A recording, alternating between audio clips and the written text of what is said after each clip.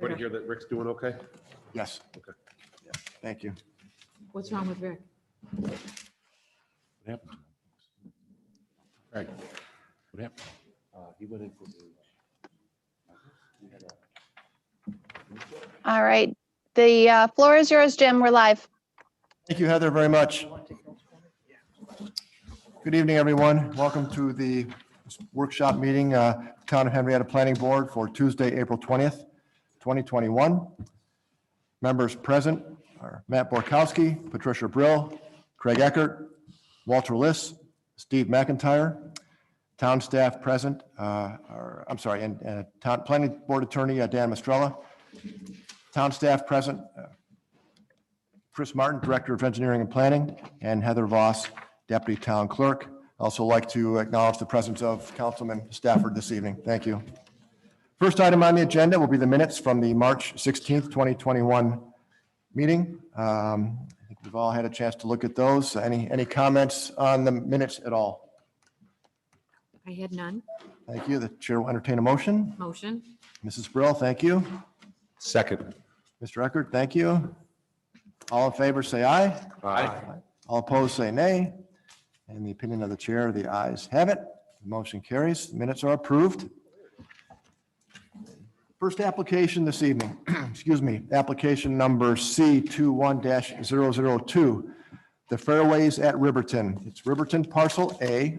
This is a conceptual review of a 175 lot subdivision consisting of approximately 90 townhomes and 85 single-family homes on 55.78 acres of property located on Erie Station Road in a planned unit development zone district.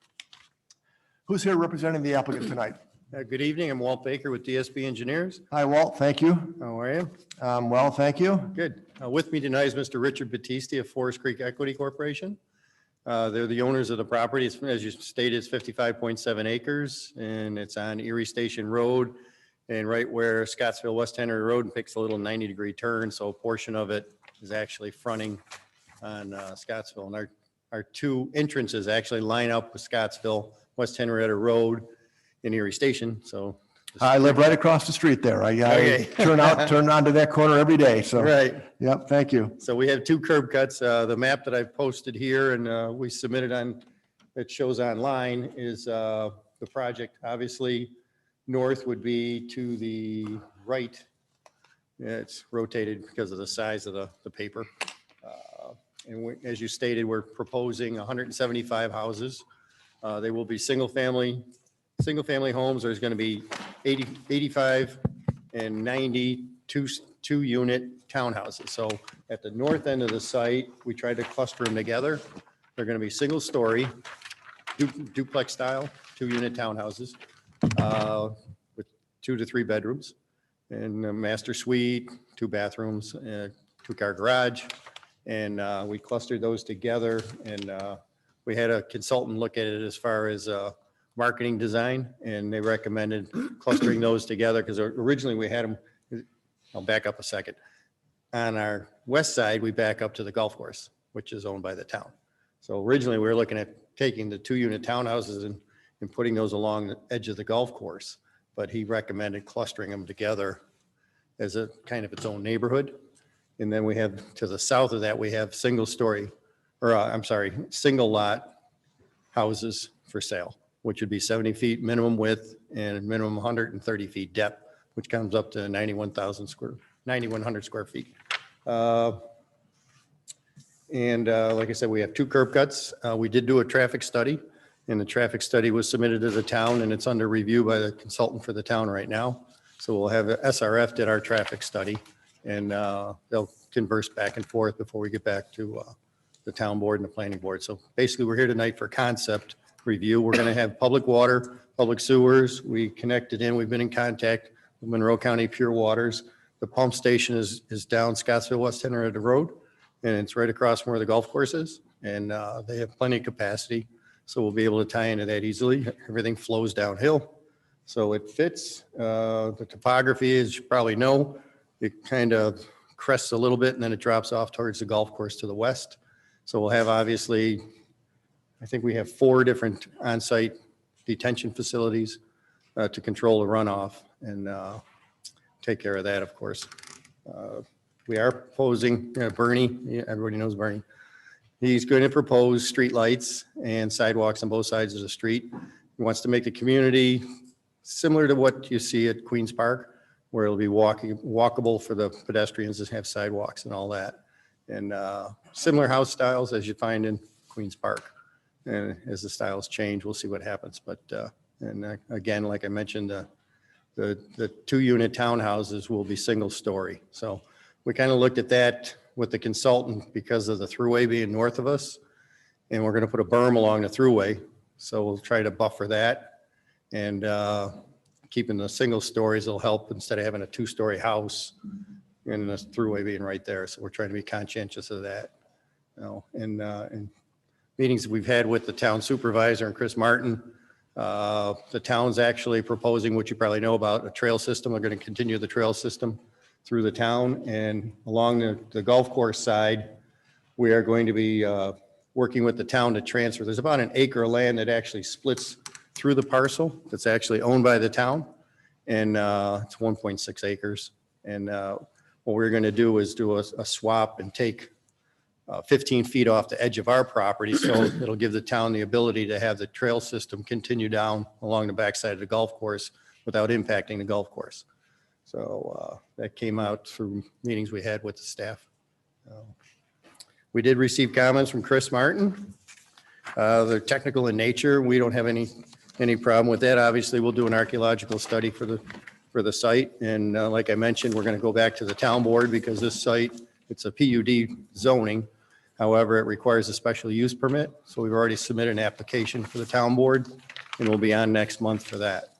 So we'll move forward with that aspect of it. Archaeological study, like I mentioned, we'll take care of that. The floodplain, that would be along, there's a big finger of land that goes out towards the Genesee River along the thruway, and that's kind of where the floodplain lies on the golf course. It kind of crosses it as well. If you find any of my golf balls, I'll take them back. What kind of golf ball? A lot of people like Titleist. We will work with, obviously, the green infrastructure practices. Sidewalks located along West Henrietta Road. We'll continue the sidewalks on the outbound of the property along, which would be Erie Station, West Henrietta Road, Scottsville, West Henrietta Road. The cul-de-sac, we actually removed that with the redesign about the trail system going along the west side. So in doing that, we redesigned the road system, so we eliminated the cul-de-sac. So we don't have a cul-de-sac on the project, which makes the highway superintendent happy. Number 8, he mentioned that the planning board should render either a favorable or unfavorable report to the town board for the project. Like I mentioned, we have to go for a special use permit, and we wanted to make sure we got into the planning board before the town board meeting so that you're fully aware of what's going on and you can report back to the town board. Well, can I ask you, have you folks been before the Architectural Review Board at Riverton yet? No. Okay, is that in your plan? Yes. Okay, Yes. They're working on house design plans right now. So okay, like I said, the 2-unit townhouses, that's a relatively new product for Faber Homes. And they've got, obviously with Queens Park, we've got a multitude of different styles for standard houses that you'll find in Queens Park, which are ranches as well as 2-story houses. So we're working up a plan now. We kind of have some ideas. Like I mentioned, there'll be 2-car garages, with private entrances and all that. so I'm thinking, don't they have to approve before it officially comes up to the town level? Is that correct? I'm not sure about that. Architectural Review Board?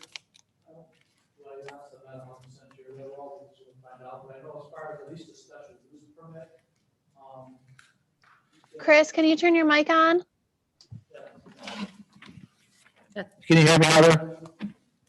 Yeah, so as part of the town board, they have to go for a town board special use permit because it's a project in Riverton. As far as who goes first, that I'm not 100% sure, Okay. but we can Okay. certainly find out. All right, we'll follow up with that tomorrow. Yeah, and it's a small detail, I know, but when those covenants were written so long ago, I think there was some sort of process in place, so. Right. Yeah, I'm sure Rich is working on the plans for the townhouses. We'll move that along quicker. Districts, obviously, we'll take care of the districts that are needed to be shown on the plan. We list everything with site data. Proposed road intersections, line of sight, again, that's technical. We'll definitely comply with all that. I mentioned about the traffic study, sidewalks reviewed by the fire marshal, or setbacks reviewed by the fire marshal. We'll get with Chris on that, but we're proposing setbacks that we had similar to Queens Park for the single-family homes. And then for the 2-unit townhouses, they'll be 15 foot. Each one will have their own tax account number. So everybody will own on the 2-unit townhouses. They won't be for rent. They're going to be for sale. They'll each own a rectangle, if you will, and then their house is built inside that with firewalls and all that. So the separation distance between the actual buildings will be 15 feet.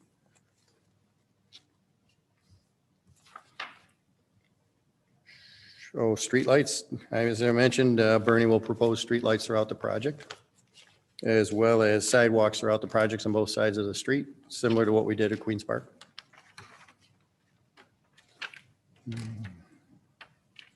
Submit the abstract, naturally we'll do that. Berming landscaping along the thruway, as I mentioned, we're going to propose a berm along the thruway, and if there isn't fencing already, I guess we'll have to look at fencing along the thruway, but there probably is fencing in the thruway. We'll find out with the surveyor. He does his work, we'll get that information.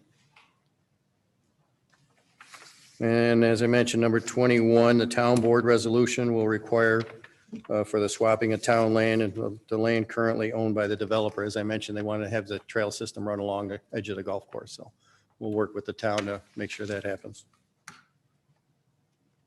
Gutters versus curbs. That's been around forever, right? So we'll apply to the town board to get a waiver to go with gutters versus vertical curbs. We've been doing that forever, I think. And then you get into water comments, naturally, Monroe County Health Department and Monroe County Water Authority. We work with them all the time to get the approvals. Obviously, once we get into preliminary plans, then we'll be obviously listing the diameters and the material sizes for all the parts that go in the ground. The valves and the hydrants, naturally, we'll position those accordingly. Same thing with the sanitary. Will be work with the town and the health department. The manholes, obviously positioning them. Again, this is concept. We put conceptual utilities on the plan just to give you an idea. We're tying into the pure waters, and the water system will be looped. Drainage, as I mentioned, those are technical. We'll be working with that in the preliminary. So we'll handle all that. If you have any questions. Great, thank you. I'll open it up to the board. Again, this is concept, so ask whatever you'd like, and we'll begin by recognizing Mr. Eckert. Thank you, Mr. Chairman. You're welcome. Well, thank you. Just 2 quick questions. Sidewalks, excuse me, up around the townhomes, you said? You're gonna have sidewalks on both sides still with the double driveways? Correct. Okay, it just seems like there's only, 15 feet of grass between them, right? Right. Just seems like a lot of pavement sidewalk configuration. Okay, wasn't sure if that was too much in that area. The only thing that I wanted to talk about, we can talk about with Chris later, point out, was access to the golf course from that back corner. There's that wedge that I think still exists from the golf course that we were trying to at least have an access road to. That in the wedge corner between the conservation easement splits it. So almost right in the middle of the paper. Yeah, but a little bit more west than where you were pointing. Yes. Yeah, the existing one goes through here. Right. Is there a way to get still an access from that road into that corner of the golf course? I don't think they want to do that because you're ending up right in the middle of the golf course, and Well, that's not the golf course itself. That's the brush and, right? Disc golf? Well, it's the access to the disc golf to Riverbend Park. on the far side, they got the disc golf on the far Yeah. side. Yeah, we can look into how we can, you're saying so people have an access point to get from the subdivision area You could through? still continue from the subdivision, at least from a sidewalk, or have an access that we can create a small Okay. parking lot that people can continue to walk to Riverbend Park from. I see. We're So disconnecting from yeah, Riverton. so the Frisbee golf isn't affiliated with paying a fee for play golf then? No, and they would have to then walk down Fairway 1 or something to get back and forth. Right. And I think that's been a conflict or something that's been mentioned as a conflict. So just something to talk about during concept. Okay. Those are the two comments I have, Mr. Chairman. Thank you. Mr. Frisbee Ricker. golf, yeah. Chair will recognize Mr. Liss. Thank you, Mr. Chairman. Welcome. Did you guys do a market study to assess demand for this project? Bernie, like I mentioned, he was speaking with the real estate marketing guy as far as not having apartments and the type of clientele that would be interested in buying in this part of the town.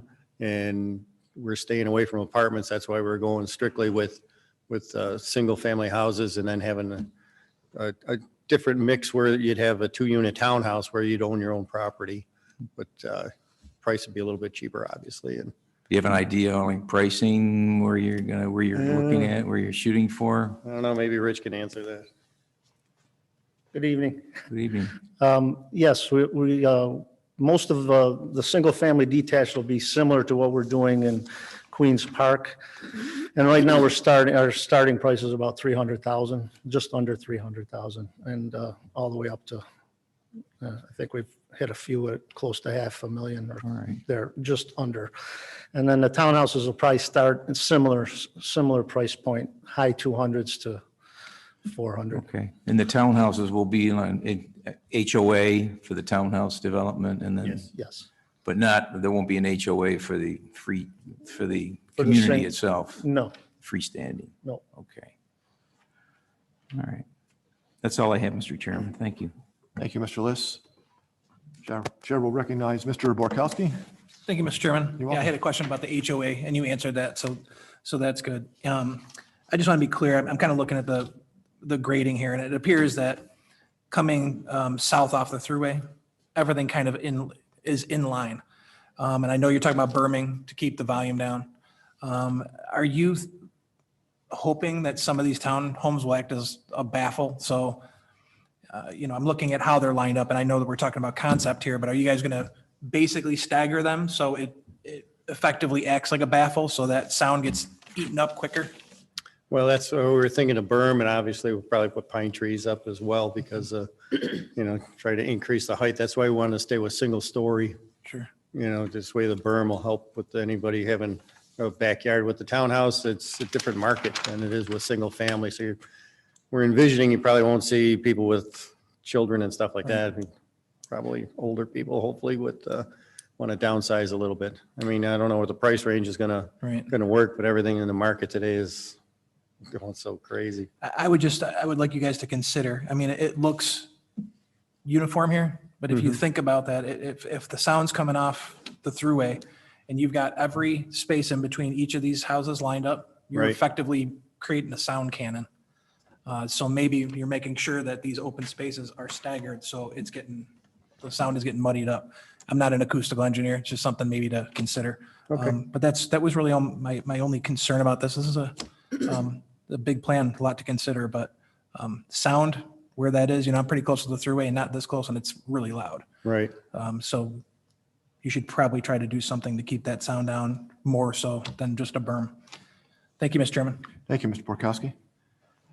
Chair will recognize Mrs. Brill. Thank you. You're welcome. And I agree with Matt, and that's the first thing I thought of, how close these are to the thruway. It amazes me, the houses that get built right up against the thruway anytime. I live close to 390, but not nearly as close as this. Very similar to what Matt said, and it's so loud at my house at night. So just anything you can do to consider any type of barrier for the sound would be appreciated. Okay. Not only by myself, but I'm sure the future homeowners. In regards to that disc golf they were talking about, I see the existing 1.06 acres to be transferred. I'm wondering where that road goes in where it, let's see here, right by lot 11. Is it a possibility to omit lot 11 and make that a parking lot or the access point, that type of thing? See what I'm talking about?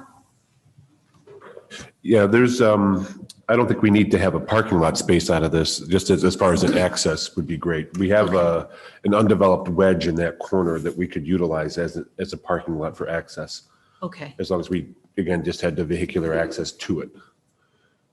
so even, so I don't know, let's see.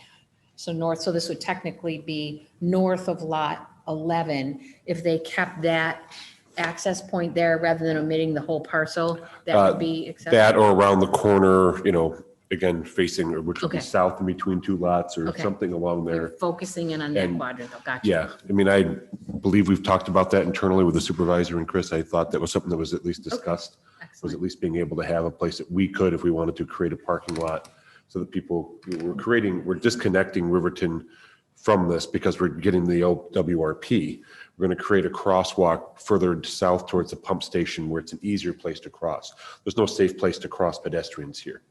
Unless that four-way intersection were to put a light in, and there's no way that I think the DOT comes close to a warrant with that. So we're talking to the DOT on creating a crosswalk further south for Riverton, Berkshire and stuff to cross connect with that trail that we're installing. So that disconnect still removes people from having access to Riverbend Park quickly. So that was the only other thing we talked about reintroducing. Okay. Does that make sense? Yes, thank you, Okay. Craig. Appreciate that. I like the streetlights and I like the double sidewalks. I think Berkshire is a beautiful neighborhood. That's all I have to say. Thank you. Thank you, Mrs. Brill. Chair will recognize Mr. McIntyre. Thank you, Mr. Chairman. You're welcome. Matt, I noticed that this parcel has a little sliver of land that heads over to the Genesee River. Yes. Is the trail system, is there access to the Genesee River, or is there a gap between the Genesee River and this parcel boundary where Yeah. you can't get to the? We To the river. stopped short. Yeah, and I can answer that. Again, it's Chris Martin, Director of Engineering and Planning. The town has been considering putting a trail along the river. At this point, though, because of the close proximity to the golf course, to the river, we're looking at putting a trail on the west side. So that 15-foot strip that Mr. Baker was talking about, that's a possibility, that's where the trail is going to be. We haven't designed it yet, but we've done some preliminary, concept plans. So we're thinking probably on that side. So the town controls that 15-foot strip of land between the parcel and the Genesee River? It will once, well, we had the whole strip. So where the golf course is, that's all our land. Okay. That's town land. I was just wondering if there's going to be any kind of future development type thing with like docks or boat launching or anything like that would be in the future of the development. It's possible. We're doing a revitalization plan, or lake, or correct me if I'm wrong, Craig, it's a riverfront development plan. Right. So, LWRP. so as part of that, we're going to be looking at things like that. Not only trails along the river, but other amenities like docks and piers and Develop things like that. shoreline a little bit. Yeah. Right. Kayak launch kind of thing. Oh, excellent, excellent. Matt, the landscape berms you're proposing, how are those going to be constructed? Uh, They're going to be 6-foot tall mounds, Oh, I see. 12-foot tall mounds, We'll probably be up around 6 foot high. Right. 6-foot high. Right, so we got a 6 foot high berm, and then if we put plantings, try to stagger some plantings on it, some evergreens. Okay. Uh, I think that's kind of worked on and off in the past, hasn't it, Chris? Where the landscaping doesn't really survive? Yeah, I mean, I think we all know the landscape berm that we see where the former Golden Bear was, where they're, I don't know, 6 to 8 feet high and the evergreens are on top of it, which did good to shield the dome itself. But I think what we've found is the berms that work better are, 2 to 3 to 4 feet at the most, undulating mhm. with, the pine trees, just like you said, kind of spaced. The trick is if you make the berms too wide, then you're taking out existing vegetation. So sometimes it's nice to keep those mature trees and things like that if they act as a buffer. So I think it's something that once, we get into the preliminary design that we'll have to take a close look at to see how we can balance the height of the berm versus taking out any more existing landscaping. And those usually, to kind of echo what the other board members mentioned, they're kind of minimally effective with sound from the thruway.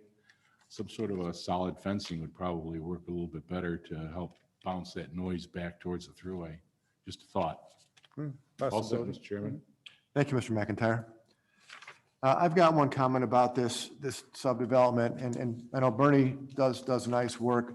I don't have a problem with the layout or anything. I'm concerned with the traffic. Right now, if you're trying to exit Countess Lane onto Erie Station Road, your head has to be on a swivel looking both ways, and you can't stop. I've so many times pulled out, looking to my left, pulled out, and by the time I've made the turn, there's a car that came screaming around that corner and is right on my tail. I've had to pull over to let them go by.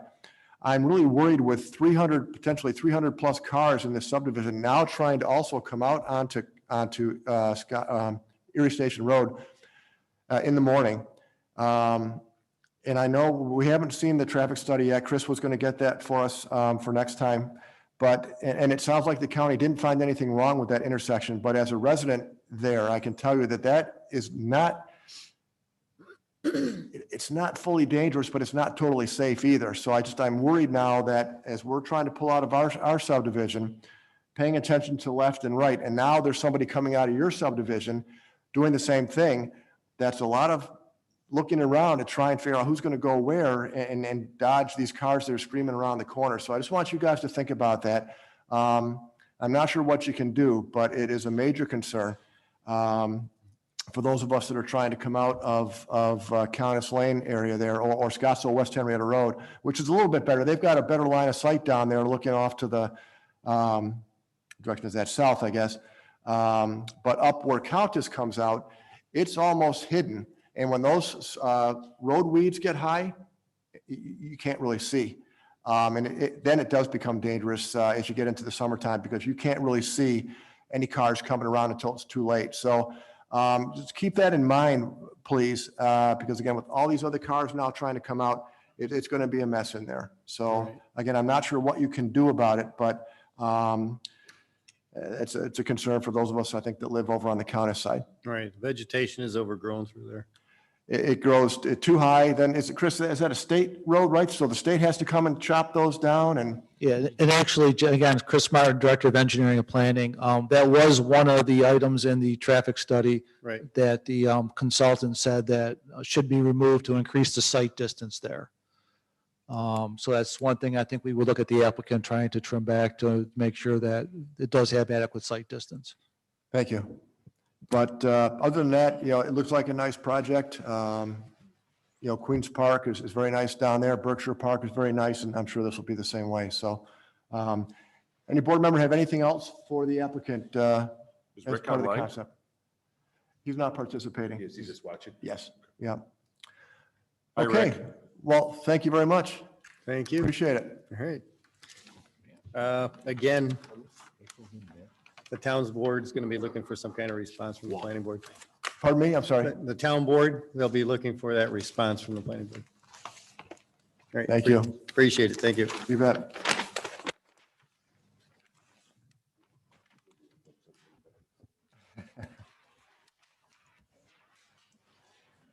We can do a little poll at the end, I guess. Okay, next on the agenda, application number 21-004, Clay Road North, a proposed manufacturing facility for, this will be final site plan approval of a 1,200 square foot manufacturing facility on 13.015 acres located on Clay Road in an industrial zoned district.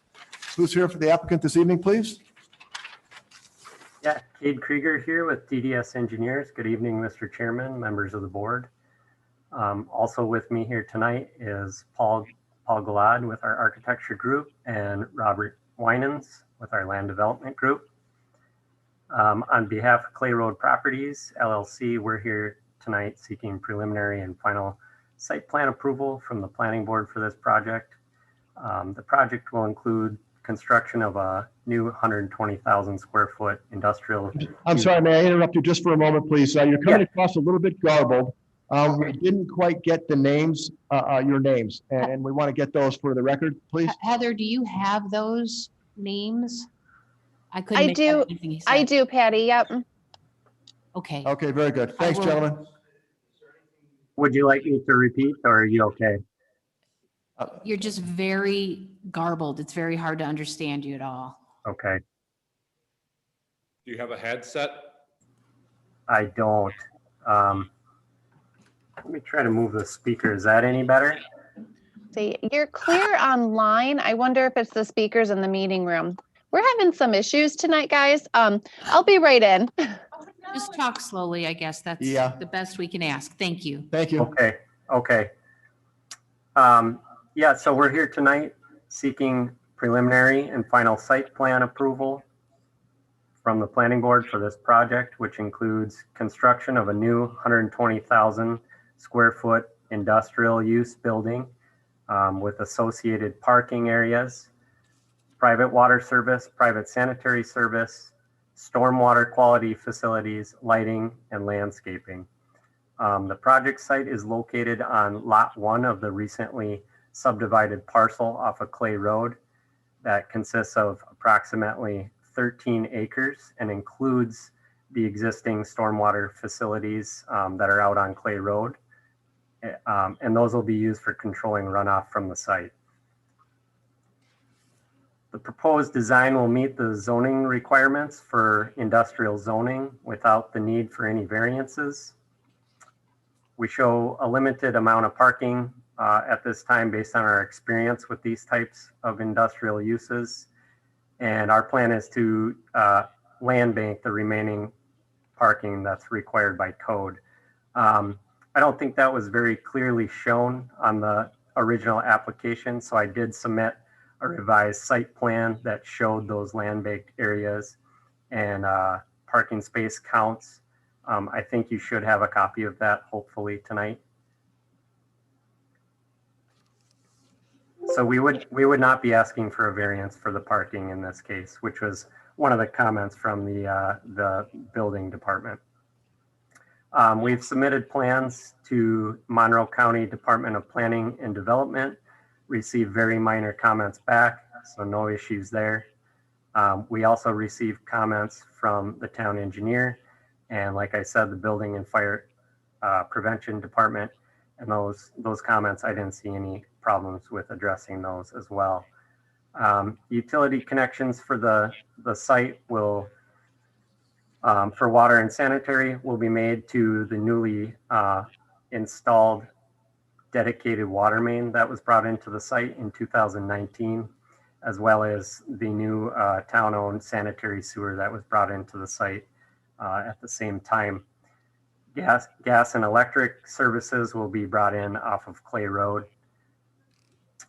We did present the project at the April 6th Conservation Board meeting, and I believe the Conservation Board gave a positive recommendation to the Planning Board with some conditions.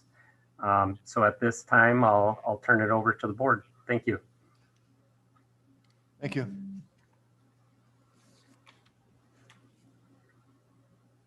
I'm sorry, did you say you're turning it over to the board or? Yes, yep, I'll turn it over to the board. Okay, thank you. Okay, Chair will recognize Mr. Borkowski. Thank you, Mr. Chairman. You're welcome. I'm looking through my notes. There was on number 6 in the general, the archaeological findings. Was that this application that I saw that and I'm not finding it? Yes, that is correct. So how does it look? How are we with that? Yeah, so the original project, which was a mass grading effort and those utility connections from Clay Road that I talked about, the entire 31.5 acre parcel already went through a phase 1B survey, and we received a no impact letter from SHPO in 2018. And I have a copy of that letter. I believe I forwarded it to Chris. Yeah, I actually did. Now that you're saying it, I read it. I just wanted to make sure I was thinking of the right. Okay, yep, that's the one. I did see that. Thank you. Yep.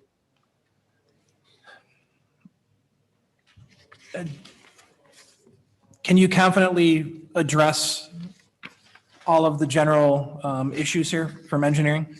Yeah, like I said, I looked through the comments and I didn't see anything that was, too serious. The main things were the SHPO and then the variance for the parking that I wanted to clarify before the meeting.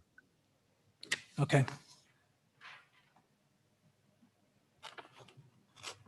This is pretty normal stuff, so I don't have any other questions, Mr. Chairman. Thank you. Thank you, Mr. Borkowski. Chair will recognize Mrs. Brill. Thank you. You're welcome. Chris, how are we handling colors of the building material and things like that since we're virtual? A lot of these are by colored renderings that the people supplied or provided. I do have building samples for premier packaging that I can share with the board. But a lot of times there are colored renderings that the applicant supplies, particularly on the screen. Were they in our package? The color renderings? No. Yeah, Chris, they should have been part of the original application. We had some building renderings. If not, Paul is on the Zoom meeting, so he might be able to share something. Yeah, so maybe the town clerks are trying to put that on the screen now. I'm dealing with the technical issues. Do you need the landscaping map put up, Cade? No, there should be architectural renderings, elevation renderings as part of the application package. Okay, let me see if I can find them. 1 second. Yeah, if not, I could email them over quick too. And then some of the other comments, I have notations. I'm sure you can identify as you mentioned, but one of the comments was the building mounted lights being added. Yes. Let me see. Let me get that comment. Which number was that? Is C2, but I'm sure that would be detailed in your color renderings as well. So we could probably kill two birds with one stone if we can identify that. Yeah, and we did submit a lighting plan, prior to this meeting that has the lighting types on it. So I think that should cover that as well.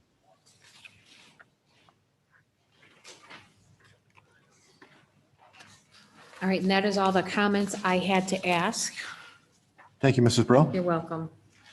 Chair will recognize Mr. McIntyre. Thank you, Mr. Chairman. You're welcome. I don't know, going back to general number 10 on the colors, the building materials, all that stuff, I think we're getting kind of lax in, Yeah. First it was show us a color rendering, you don't have to bring in samples. Now it's down to show us a picture on the television and we'll go by that. I really think we ought to be able to see samples, and I don't see why the developer couldn't have dropped something off to us here for the meeting, and then we could have looked at it. I think any kind of a approval should be conditional with them coming back to get approval for the architectural and color renderings of the building. Other things here, we will see the vehicle trip generations for this project, Chris, when they're provided to you. Will we see the vehicle trip generations for the facility when they're provided to you? Yeah, we can certainly provide those, Steve. Microphone for him, please. So again, Chris Martin, Director of Engineering and Planning. Yes, when the applicant provides us with those trip generations, I can supply those to the board. But they were not included in the package. They were not included in the package. That's right? correct. I just wasn't missing from mine. Nope. What's the significance of the site plans, the northern property, your item number 7 under general, where you stipulate that to the side setback for the eastern property line and the rear setback for the location of what was the significance of that comment? I didn't see where you were actually saying something is wrong. Yeah, I mean, a lot of it has to do with where the setbacks are interpreted. And this is kind of a unique lot because it's not really, doesn't have any road frontage. So my take on it was that the south property line should be the front setback, and that the west and north lines should be the side setbacks. And then the rear of the building, which I'm calling the eastern property line, should really be the rear setback. And the reason is because that's where the loading and unloading of the vehicles are. Okay. So by going that route, they don't have to ask the planning board for a reduction in the rear setback from 60 feet to 30 feet because there's no unloading or unloading. So again, it was my interpretation of looking at the building and the function of the building and where the setback should be. Okay, so other than just not having to go from 60 to 30, Right. really is no issue that's outstanding on this. That's correct. It just made it cleaner because now the applicant doesn't have to ask for a reduction in the rear buffer. Also, Mr. McIntyre, I failed to mention that there was a traffic study that was done for this when the original subdivision came in, which was approved by the town and our consultant.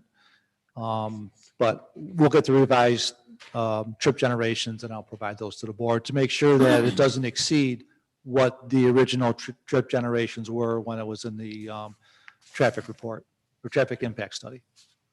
The only other item I had was you took this to Conservation Board. No? Yes, Conservation Board with this? Is it that Bill? is correct. Yep. They observed that you weren't meeting the number of trees per acre. Did you have a chance to go back to talk to the developer to resolve that issue? Yeah, so we're working with a landscape architect, Heinrich Fischer. He was at the meeting. And I believe it was determined at the meeting, if there's a shortfall in number of trees, that you can put them in the tree bank, the town tree bank, and don't necessarily have to plant that many on the site. It would be a large amount of trees for an industrial site to go by those guidelines. All right. I'm all set, Mr. Chairman. Thank you, Mr. McIntyre. So Chris, to go back to what you were talking about and kind of redefining these property lines, then that's simply just an adjustment to the drawings then? That's Change correct. the So, terminology on the drawings and then they're good to go? yeah, the applicant will just have to, revise where the setbacks are. Got you. It just makes it cleaner, Mr. Gruner, just because of the way the loading dock is in the back Yep. of the building. Oh, thank you for pointing that out. The chair will recognize Mr. Liss. Thank you, Mr. Chairman. You're welcome. I do, Clay Road is it's a very busy road. You have the Amazon facility right next door to this. And I just think that looking forward to the traffic study for this, because if you only have one entrance in and out, I don't know what the usage is going to be on this road. If there's another exit point off from the facility. Yeah, and if I may interrupt for a minute, and Kate, maybe you might want to expand on this, but when you look at the site plan, you can see there is a road that's off the building. And that is actually on the other parcel that's used to be I keep calling it the former Getting process or parcel, but Right. as some of you as old as I am, it used to be the Castle parcel. Correct. And I think my understanding is at some point, there's a potential link between this road and that property or that building, so that may be access out to East Henrietta Road at some point. All right. That's all I have, Mr. Chairman. Thank you, Mr. Liss. Chair will recognize Mr. Eckert. Thank you, Mr. Chairman. So yeah, my questions are also going to be traffic related going forward. The initial traffic study was for what would have been the T-Mobile site, right, Chris? Actually, again, Chris Martin, Director of Engineering and Planning, the T-Mobile site is actually south of this parcel. It's a common roadway coming in. Right. If you remember, last year, we looked at the parking lot that was going to be for Amazon. Well, the T-Mobile site was just in back of that or just east of that. And this parcel is to the north. Was this parcel included with the traffic study Yes, as part of a T-Mobile site though? that's correct. Okay, so it had Yeah. a whole different traffic concept. Yeah, I mean- well, it was a commercial, or I'm sorry, an industrial manufacturing type building, Well, T-Mobile site was a call center. but that's still going forward. and that's still going forward, but that was included. So think of it as 3 separate parcels with 3 separate buildings on them. Right. So one of the buildings is now taken over by the parking lot that FSI put in last year. Right. The other site is still a potential T-Mobile. We don't know if it's coming or not, but it's still reserved as a T-Mobile site. And then to the north of that is this new site. And this is just, The traffic study was done for all 3 parcels. okay. Yeah, and Craig, if I may, if Yeah, I might comment on that. So I just reviewed the traffic study that was done in 2018, and it covered 400,000 square feet of build out of light industrial use. And SRF also incorporated future traffic counts for the new Chick-fil-A going in and the new Amazon that was to be going in after conversations with the town. So it was a pretty robust traffic study. We'll get the board a copy of that, but this 120,000 square feet should be covered under their recommendations, where they didn't recommend that there needed to be any changes to either intersection at Jefferson or at Marketplace. And I understand that, Cade. My question or my problem still goes back to the traffic study took into account Amazon. I think prior to what I guess they thought Amazon would be there. And the continual build out of that Amazon facility, I think continues to showcase that it's just going crazy over there. We've had a lot of complaints. It is a ton of traffic up and down that little road. And now we're adding even more manufacturing, which is not, again, even like a T-Mobile site, which would be, if it was the other T-Mobile, which was call center, which would be AM, PM type peak, or even if it was 3 shifts, you'd have people coming and going. Now we have even more, we have a shift concept here for the industrial. Do we know what's going in here? I guess let me backtrack on that. Yeah, right. At this time, to my knowledge, we don't have a tenant locked down. We did at one time, but for one reason or another, that fell through. So the developer is still serious about building this building. There's a lot of interest in this piece of land. So that's to my knowledge. I don't know what's going on behind the scenes, but I don't believe there's a specific tenant locked in right now. Okay. And that's fine. I'm just going to add this potential commercial industrial traffic to the very robust traffic that's continuing to grow at the Amazon site, which I don't think was quite adequately covered in that initial traffic study. It was, I don't want to say that it was misrepresented. I think it's just grown dramatically since that traffic study was given to us. They intended it to be that, and I think it's just grown 4 times of what they intended, if I'm going to reiterate that concept. So there's a lot of traffic, a lot of trucks going up and down that road. We've had a lot of complaints, and opening up that road in width and size has been a communication that we've had because of the issues that we have up and down that road. On top of all the Amazon delivery vehicles also now trying to get in and out of there throughout the day. So I know that's been a concern. So there doesn't need to be any change to the pond size then, because that was all done in the original SWIP, and that's all in and stabilized. So that's good news to hear. One less thing to deal with. That was that one. Oh, no, that's Premier. That's the other one. Clear Roads. And that other road going off the back is going to be private. Yes, so that whole road will continue to be private.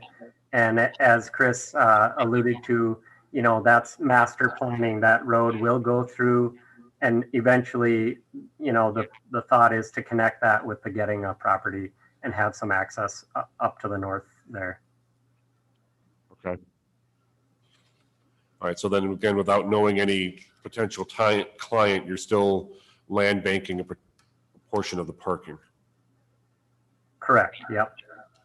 Just based off ITE for manufacturing, or, I mean? Yep, ITE for light industrial. And based on our experience for these types of uses, rarely do we see a tenant who needs 300 parking spaces, unless of course you're a call center and you need 1,000. But so it's based on ITE manual and a little bit of experience. So that's what we're showing. Okay. I'm also going to be interested in seeing that traffic study, and seeing how it correlates to what Amazon was then and what it is now. I think even now, I don't know if there's updated traffic information on that street or anything else we can add to that. And I'll reiterate my other colleagues' request for architectural. I don't know if we haven't still even seen a drawing, so. Yeah, and if you guys would like, I could have Paul speak about the architecture briefly, if that would help. If he's there, I think it would help. I don't. Sure. Color renderings or samples are something that we do like to see. So, but that is it for my comments, Mr. Chairman. Thank you, Mr. Ecker. Thank you.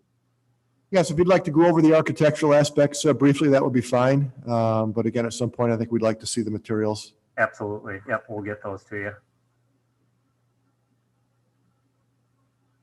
So I have a question regarding the architectural rendering. So even if we don't have a tenant yet, we know how we want the building to look without knowing what the functionality of the building will be? Yeah, so like I alluded to before, we had a tenant. For whatever reason, that fell through. So the building style was based on that tenant's needs. We were going to stick with that because it's a kind of a universal style for industrial buildings. So that's where that originated. Paul, I don't know if you want to speak a little bit about the architectural, materials and what the overall thought was on that. Heather, you might need to unmute Paul as well. Oh, good evening. Can you guys hear me? Yes.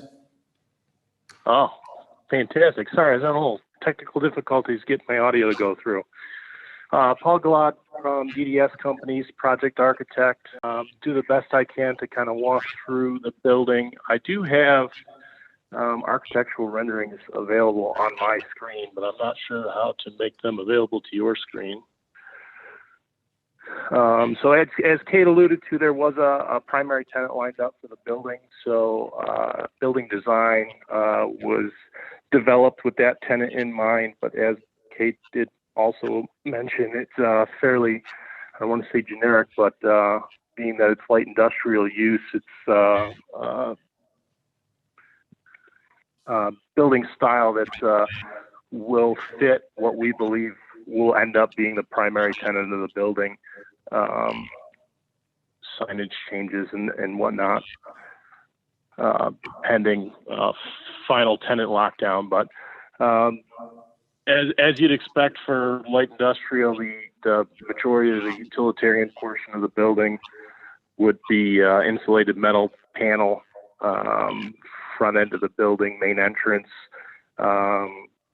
primary parking for guests or visitors up front, be a mix of veneer panels or ACM. We're showing some variations in color, but all in a gray theme with a blue accent band, just to give the building a little bit of color and personality up front. The front portion of the building being primarily the office spaces, we're going to try to get as much glass and as much light into those spaces as we can. And of course, we'll try to get you guys samples of these as quickly as we can.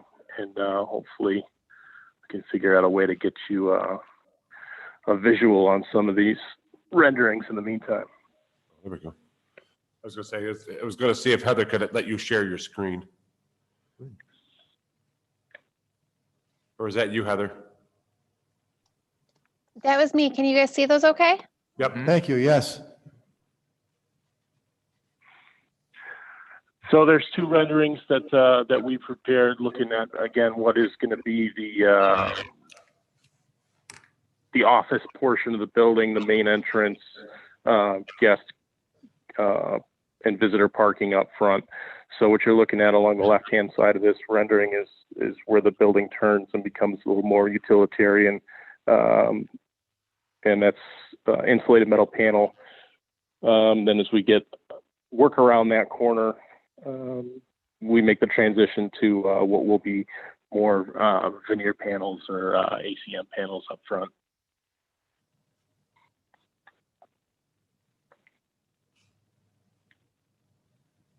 Can you advise the colors? It looks like kind of a light beige, maybe a gray, maybe a blue.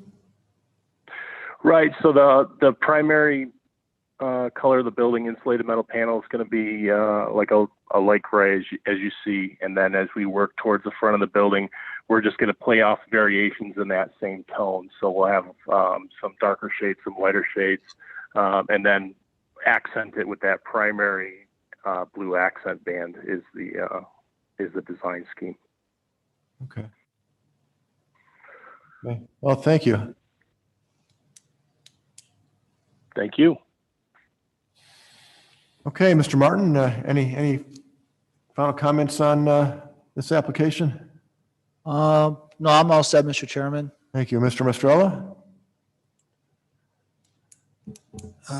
Is the board planning to act on final site plan approval with those outstanding items, including the traffic study? That's a good question.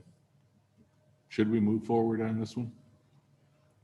Well, here's kind of my take on it, if I might add my 2 cents. And again, that's Chris Martin, Director of Engineering and Planning. And Kate, correct me if I'm wrong. Right now, the application was, or the traffic study was for a total of 400,000 square feet manufacturing. That is correct. And I think what you're proposing is 120,000 square feet. Correct. Yep. And it'll be the same use as well as what the traffic study covered. All right. I mean, my take on it is that at some point, something's going to happen to the site where the former T-Mobile was going to go. Whether it's, another T-Mobile, or maybe it ends up going there, or maybe it's going to be a different building altogether. I would say at that point, maybe it'd be better to have a revised traffic study done so we can kind of see where we're at. And to, maybe approve this project, but for the next one, let's get a revised traffic study and we can see. Because just with this building alone, we're certainly way under that 400,000 square foot threshold. Even if this, and again, we don't know what the tenant is, but unless it's another call center, it's not going to be as, traffic oriented as a call center would be. 400,000 square feet was for this parcel? Right. Kate, isn't that what you just said for what was used in the traffic study? So it was for the entire 31.5 acre, two parcels there. So it was a full build out concept that equaled 400,000 square feet of light industrial use. I believe it predated T-Mobile just barely. So this parcel is fitting light industrial. The second parcel is a parking lot, which is being used for Amazon. Which is a southern one, which doesn't include all the new northern parking lots that were added on top of the Amazon addition. Sorry, Craig, can you repeat that? Sure. So the 400,000 square foot industrial that you're referring to in the traffic study, of that, 120 is here in this design, right? That is correct. Yes. So two parcels that one is still undeveloped, which was meant to be a T-Mobile or whatever it's going to be. Mm-hmm. The third parcel is now a parking lot that's also being used for Amazon, right? Right. Yep. So the remainder of that 400,000 square feet would have to be on that second parcel to the east now. You say remainder, but that's traffic for 400,000 square feet of industrial, but we have a different use in that first property, which is now a parking lot for Amazon. Not including the other, this is separate from your property, but the Amazon property that was also approved has been greatly expanded in parking on the north side there as well. And that was never traffic studied. No, there used to be a manufacturing building that was proposed up there. Right. So again, that never went forward, but the parking lot did. Right. And I think we could all agree with the Amazon that it is a unique traffic situation. Right. They're in and out. However, you have one vehicle that leaves and then the vans go out. Well, we have multiple 18-wheelers bringing product in, the manufacturing center distributing that through their delivery But that was included with the original traffic study that was done for FSI. Right, but then the building has expanded. The parking lot for that building has also expanded, and they've extended the parking lot on the north side. Building hasn't expanded. They put a canopy over. They were going to put a canopy over it, but the building itself is not expanded. Okay, but they've expanded the parking lot on that property. The parking lot has, yes, and they've improved the traffic flow as well. Yeah, it's a lot more than what I believe was originally anticipated at this stage. I guess that's my 2 cents. Okay. Well, thank you. I respect Chris's comment, though, that, we've got this one, we've got the other, the T-Mobile that's kind of outstanding. And,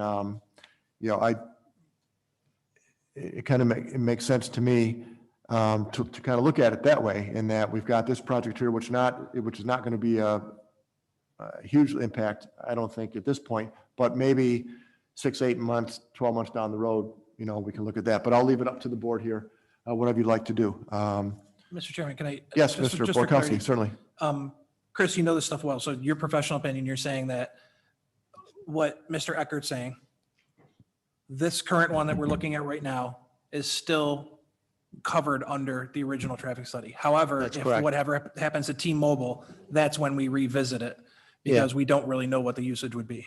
Yeah, if the T-Mobile comes back, or regardless, if any other development comes back, I think we should have another revised traffic study done for that whole area. But you're confident that what we're looking at now, plus the Amazon changes, are still covered under the original? Right, because I think what we're seeing, and I've been by that section of Clay Road, and it does certainly get a lot more traffic than it did from years ago. However, the parking lot that's being used for Amazon right now is not very full. I mean, I think it was supposed to handle a lot of traffic, but I have not seen it.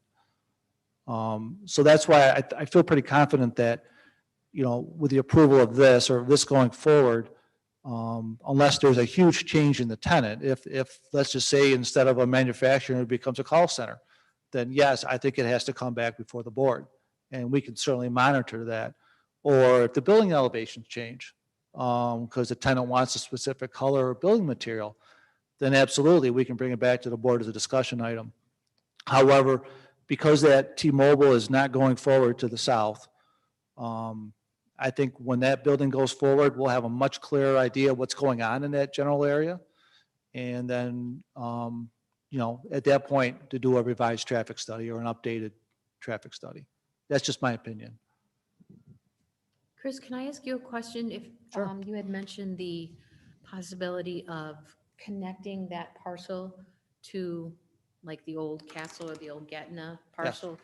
I'd be very curious to hear more about that, because that one access point, if you are adding 3 new industrial type of buildings on top of the traffic that's generated now from Amazon and all the other buildings that are there, I'd be very curious to see where the access point would be. Yeah, and unfortunately, I don't think they're far along in their master planning to determine where that is. Okay. I know that's something that when the developer has been meeting with the supervisor and Craig and myself, we have talked about a second access from Clay Road to East Henrietta Road. Because we're seeing a lot of development on both sides, quite honestly. The former Getting site or Getting site, whatever you want to call it, has been repurposed, which is a good thing. That's what we want to see. We want to see some of these old buildings repurposed, and developers done a good job at that. But sometimes when you do a good job, you create more traffic.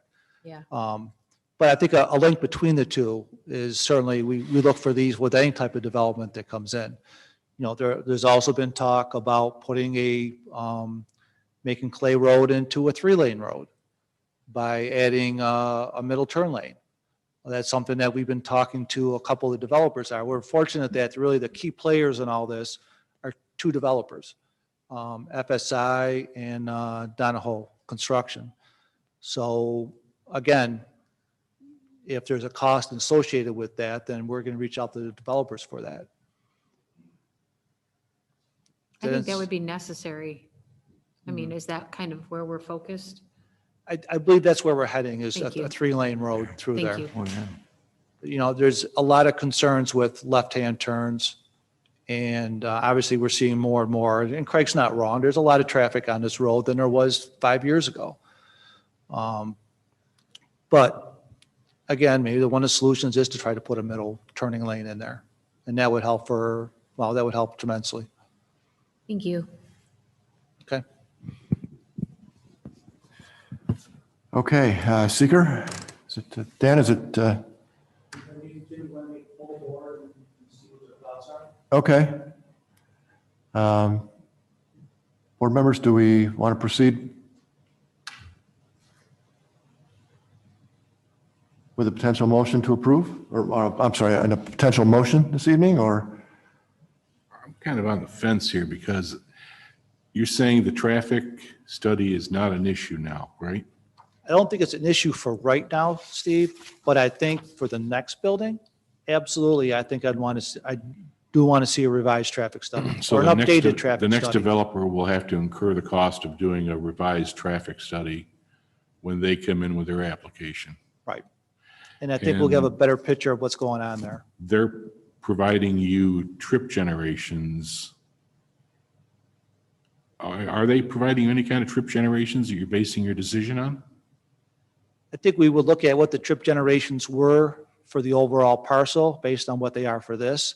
But when you don't have a tenant, you can certainly use the ITE trip generations. Quite frankly, though, I don't know, unless you have a specific tenant, it's tough.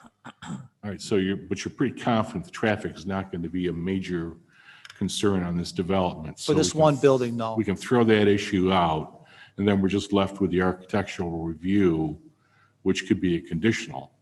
We could always bring that back at a later date when they have a tenant lined up. But this will at least get them moving forward. Okay, so if we make it a conditional approval have them come back for the architectural review later on, so we can Right. see the samples and a better color rendering, we can, look in front of us here. We could go that route and not have to table. Yeah, I was thinking the same thing as Mr. McIntyre. I mean, can we make this conditional on the usage too? Yeah. Because everything we're talking about is pretty much contingent on this being a manufacturing facility. So can we make it contingent on, and if there's a major change in usage, that it's got to come before the board again? We could make that one of the conditions. I think think that that's a would be good smart. idea. Because if it turns into a call center, it's a totally different deal. Right. Yeah, that's a good idea. Overall, the project is in pretty good shape. It's just a couple of things hanging out there that, there was a little bit of concern for. But I think the turning radiuses and all that stuff can be worked out. So the fire marshal's never going to put his signature on this thing unless they are right. And Correct. same with you. You're not going to put your signature on something that's really out of whack. Yeah, we're not going to sign off on it until we feel comfortable that all our concerns and comments have been addressed. So I think we could probably go conditional on this, couldn't we? Yeah, I'll make a motion. I'll make a motion to approve conditional on the usage is verified. And we want to see the materials. I'll second it. We should probably do seeker first, though. I was just going to say, yep, I have a seeker, yep. So let me get that in. Seeker review indicates the action under consideration is a type 1 action as per section 617.4B6V. The Henrietta Planning Board, as lead agency, has determined that the proposed action described below will not have a significant effect on the environment and that a draft environmental impact statement will not be required. The action under consideration is a site plan application by Clay Road Properties LLC. It is a type 1 action and will not require a conditioned negative declaration. The purpose of this application is for final site plan approval of a 120,000 square foot manufacturing facility on 13.015 acres located on Clay Road in an industrial zone district. All relevant areas of environmental concern were identified. Evaluation and examination were carefully made in relation of the existing conditions versus the proposed site improvements. It has been determined that there will be no adverse environmental effect as a result of the proposed action. I, James Gruner, therefore make the motion that we make a negative declaration and that the chairman be authorized to sign the statement of environmental significance. Do I have a sufficient second, please? Second? Mrs. Brill, thank you. All in favor, say aye. Aye. Aye. All opposed, say nay. Being the chair, the motion carries. We have seeker. And now Mr. Borkowski. Yeah, I'll make a motion to approve application 21-004 conditional on building usage verification and building materials be brought to this board. Architectural review. Architectural review. Thank you. I'll second it. Mr. McIntyre, thank you. And the building usage is light manufacturing, correct? Yeah, thank you. Light manufacturing or consistent. Mr. Chairman, if I could, would manufacturing cover a less intense use such as warehouse if that were to come through? I'm sorry, can you repeat that again? If the condition is for manufacturing, would a less intense use such as warehousing be covered under that? I guess I would request it to be perhaps light industrial or something more broad than just manufacturing, if that works. Mr. Mastrella, how might we word that? Can we put it in terms of a major change in traffic pattern?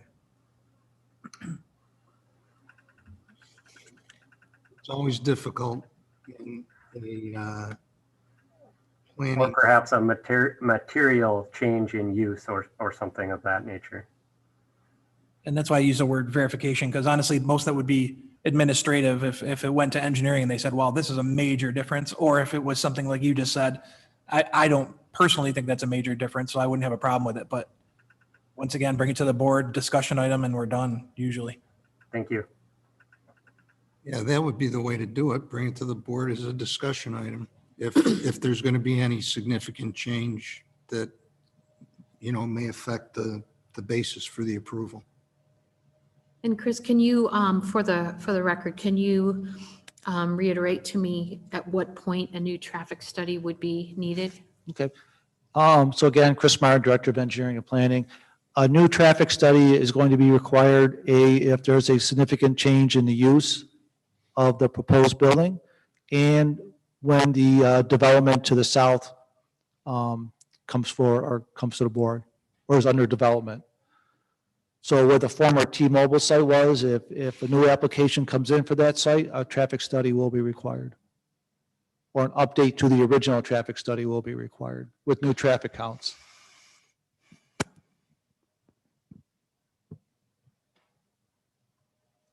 How good, Mrs. Brill? Yeah, so what I have, the Thank you. conditions being based on seeing the materials and colors being provided once a tenant is determined, new traffic study, updated if significant change in use, and new applicant to the old T-Mobile parcel. Can I jump in? I don't believe the traffic study needs to be a part of this conditioned approval. Okay, It's just going to be, is that correct, gentlemen? I mean, that's, yes, when a new tenant for T-Mobile comes in, we'll look at it then, but it's not going to be contingent on this, this approval or this motion. so just clarify for me, because I have 3 bullets here. Do we have 1 or 2 conditions then? We have 2, correct? We have the architectural renderings that we want to see and the Building usage. the building usage, Got it. correct? Yep. Yep, thank you for clarifying that, I Oh, appreciate it. Sure. Okay, Mr. Borkowski, you'll run that by one more time for us. Okay, motion to approve application 21-004, conditional on the building usage being consistent with this, what we've been told. If that doesn't happen, we will bring it back for a discussion item.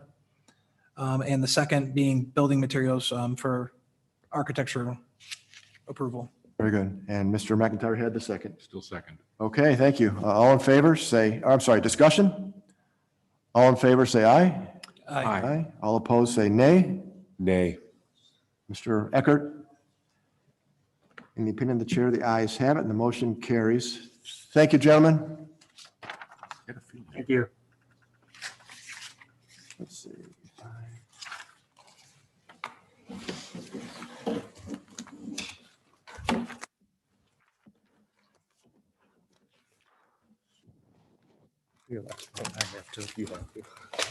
Okay, next item on the agenda, application number 21-005, Riverton Parcel E for final site plan approval of a 110 multifamily community to be constructed on 2 separate areas on a 26-acre parcel located on Scottsville West Henrietta Road in a planned unit development district.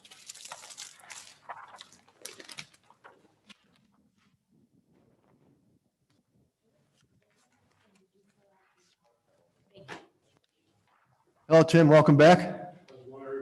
Good. Sorry, I'm passing out a couple things. Take this thing off. Passing out a couple things for you, and I'll get to that in a second. But Thank you. for the record, Tim Harrison, Pastor Associates, here representing Park Grove Realty for the Riverton Parcel E project. Can you lift your microphone up a little bit? Shorty? I knew you were going to do that. You wouldn't let me get away I without was it, just right? waiting for something.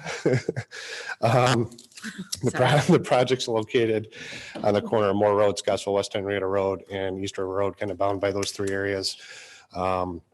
It is parcel E, which is one of the two last remaining parcels for development in the PUD area of Riverton. It's set on about 26 acres, a little over that. The proposed development went through a special use permit process with the town board. Through that process, seeker was determined as a negative declaration. And through that process, we did vet a number of items, including SHPO and a traffic study, which was approved by not only the town's traffic engineer or their consultant, but the Monroe County DOT as well. Excuse me.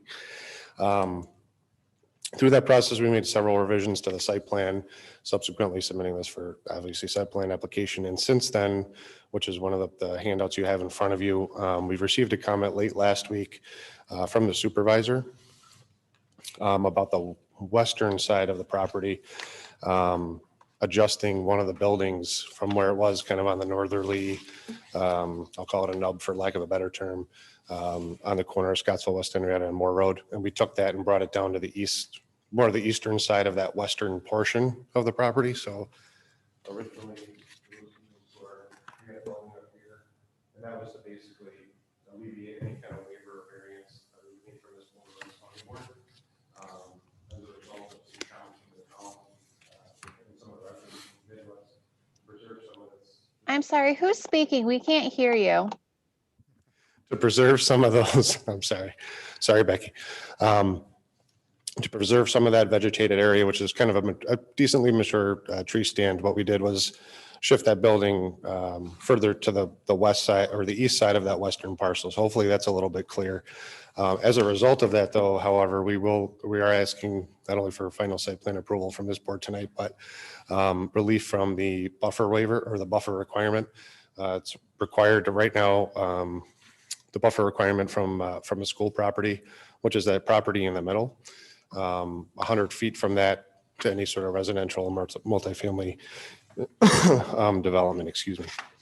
So currently the way that one building does sit, it's 60 feet from the property line. So we're asking this board for relief of 40 feet of that buffer requirement there.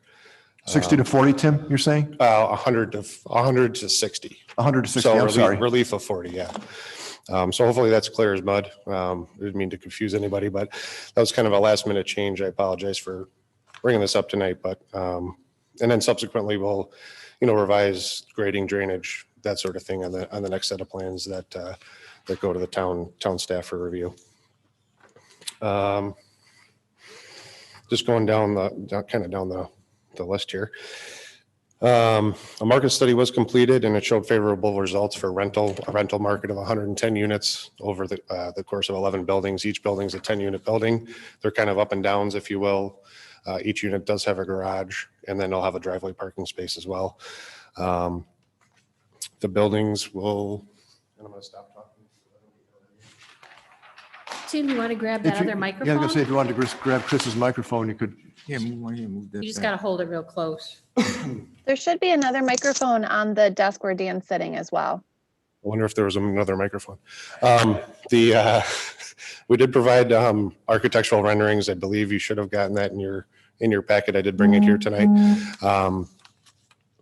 The buildings consist of kind of a stone veneer on the face, on the lower portions, and some architectural features, stone, I believe, on the upper portions as well. Most of it will be vinyl sided, different colors. Each building will be a different color. They're not all going to be the same. And then there's some other vinyl like cedar shake components in the upper portions, if I'm remembering the sheet in front of me here. So that'll provide a variety of kind of textures and colors throughout the development. I do owe the town staff a letter from the architect, disseminating and describing those in a little bit better. So we'll get that to Mr. Martin for the file. See, as far as drainage goes, each side I'll say side for right now, east and west, will have their own stormwater management areas, water feeds, or water services. From two different sources, sanitary sewer connections, and access points, one from Scottsville West Henrietta Road, the other one from Moore Road. As far as site lighting goes, we're doing a decorative post top style, 16-foot tall LED sort of fixture. It'll be 3,000 or 4,000 K kind of color, so a little bit kind of yellower than these lights in here. As far as landscaping goes, I think we were a little short on the number of trees. We'll work to get to that 8 trees per acre. But we are providing a lot of buffer, especially on the east side where there's a few residents. The front East River Road kind of buffer up back up to the proposed development. And then on the west side along the southerly property line, there's several single family homes there. So we're providing not only fencing, but vegetation or trees and landscaping there as well to add to that buffer or screening. We did receive comments from town staff, which we addressed. I hope you got the letter or our response to those comments. If not, I'll be happy to answer any questions this board may have. And I think that's all I had to kind of mention. So with that, I can answer any questions. Tim, thank you. Have you approached the ARB at Riverton on this project as well? Has there been any contact with them? Yeah, meeting's been set up. I don't believe it's been held yet. With the Architectural Review Board? The Riverton Community, I think it's the Riverton Community Association, if I'm not mistaken. Same board. The what? Same board. Okay. Oh, we're speaking the same. Yeah. Hey, Tim, this is Andy Bodewis with Park Grove. Can you hear me? Yeah, go ahead, Andy. Yeah, I just wanted to say, yeah, I did meet with them some months ago, and they were very positive and endorsed our project. In fact, we met with them a couple years ago before the moratorium, and they were very favorable for the project. At the time, we shared with them something similar of what we're proposing tonight, and they were favorable toward it. And then we went back before them again when we started this process with the town board on the special use permit, and they were again favorable to the project. So we've done that meeting, and they were in favor of it. And then I just quickly mentioned that this is a really nice design that we previously worked with Passero on and Ithaca, New York, and it was very well received, and really the market really took well to it. The fact that there's garages for every unit is something that people find very attractive, and the style and design feels like a townhome type layout, and sort of like you have every apartment has its own entry right from the garage, so it's something that people really like, and the feel of it just feels, like a really, not like your garden style apartment type project. So, sorry for that, but I just thought I'd interject while I had a moment. I appreciate that. Thank you very much. Okay, I'll open it up to the board. Chair will recognize Mr. McIntyre. I'm sorry. I was going to say, Mr. Chairman, if I could. Sorry, Steve. That was Andy Bodowitz from Park Grove Realty, just for the record. I don't believe he introduced himself. From where? I'm sorry. Park Grove Realty. Park Grove. Just for the record. Sorry, Mr. McIntyre.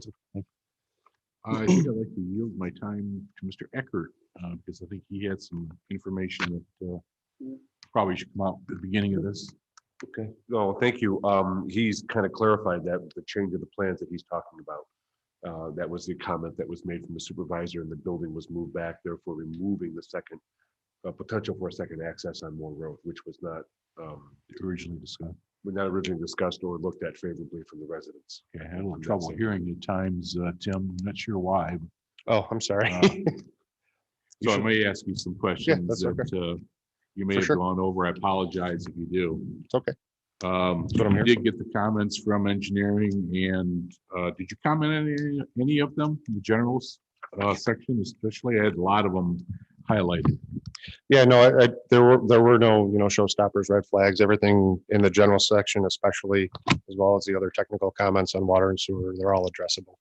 You didn't see any showstoppers, right? Everything looks like you can be even the $141,000. Correct. Yes. Wow. Yeah, the developers agreed to as part of the seeker mitigation fee for the East River Road corridor study. Okay. Agreed to that. Oh, and in addition to that, which I failed to mention, and I apologize. Along Moore Road, we're going to install a concrete sidewalk from Scottsville West Henrietta Road to Eggert Drive. Egret? Yep, good. Egert. It's Egret, I think, but, Egret. yep. And then from along the property frontage along Scottsville West Henrietta Road and East River Road, we're working with the county DOT to enhance that shoulder that's there. Currently, it's 5 foot and it varies in width. And we're working to make that a little bit wider at the request of the town. So That'll be helpful. Yeah. Overall, my concern would be impacts to the land, the wetland areas, the creek there. Use of orange construction fencing to keep the guy on the bulldozer away from those particular areas. For sure. Other than that, I think I'm pretty good. Thank you, Mr. Chairman. Thank you, Mr. McIntyre. Shall we recognize Mr. Eckert? Thank you, Mr. Chairman. We've been round and round on this a couple of times, and I think we've received all of the public comments. I think we've read through them diligently, and I think everything has been addressed through the multiple revisions that we've seen from this project. So I'm thankful for that. I have just a couple of just odd comments, I guess. One is, I know we've gone round and round again for as far as what's considered a garden apartment and what constitutes that. Does the kind of redesign on the east side still take that into account? I see one building kind of backing up to another building.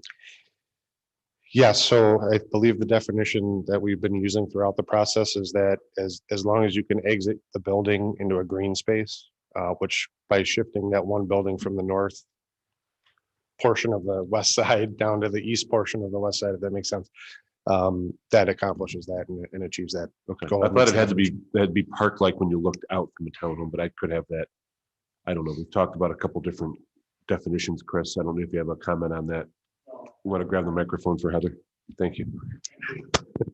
Thank you for the reminder, Craig. But Tim is absolutely correct. I think when you look out of the parking lot, look out, you're not looking to like a parking lot. But again, when you look at the back of the building, you don't have a building right up against it. You look out in the green space, which is what this new revised plan accomplished. So that I'm looking at the eastern side where we have one building backing up to another building. We're eastern side, not the western. There you go. The building that backs up to the other building, that qualifies. Yes, it does. Okay, all right. So that was my only question on that redesign, because I certainly like the fact that that other one was pushed back 60 feet. So I'll just go and get into that too. That's from there's two property lines along the back. We're obviously taking the one of the lesser of the two, right? Correct. Okay, you've measured Measured I've been twice. to college with you. You've measured. Measured twice, cut once. Okay. Yes. So that was making sure that the 60-foot buffer was to the lesser of the two property lines. And those are the only two comments that I had, sir. We've Thank gone you. through this, like I said, a good couple of times, and I believe we have addressed everything that we've heard from the residents and from the rest of the internal comments. Very good. So Thank you, Mr. Eckert. Chair will recognize Mr. List. Thank you, Mr. Chairman. I just have one minor, number 12. Where are the dumpster enclosures? Oh, I don't see them on the site plan. so the dumpster, there won't be any dumpster enclosures. No It's gonna be, dumpster it's gonna be a toter service, so kind of your residential standard garbage pickup. Okay, all right, thank you. Did I totally miss that? Okay, no, I didn't. That's all I have, Mr. Chairman. Thank you, Mr. List. Chair will recognize Mr. Borkowski. Thank you, Mr. Chairman. Welcome.